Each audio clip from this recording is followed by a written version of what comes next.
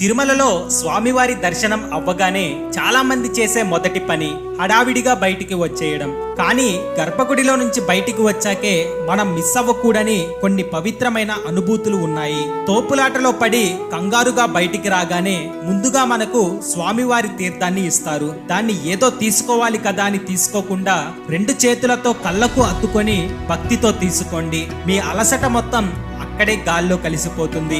లోపల రద్దీలో స్వామివారిని తరిమితీరా చూడలేకపోయామే, మన కోరికలను స్వామివారికి చెప్పలేకపోయామే అని మనసులో ఉంటుంది. దానికి ఒకే ఒక్క పరిష్కారం ఆనంద నిలయం పైన ఉండే విమాన వెంకటేశ్వర స్వామి. బయటకు రాగానే తల ఎత్తి స్వామివారిని చూసి దండం పెట్టుకోండి. సాక్షాత్తు లోపల ఉన్న మూల విరాట్ను చూసినంత పుణ్యం వస్తుంది.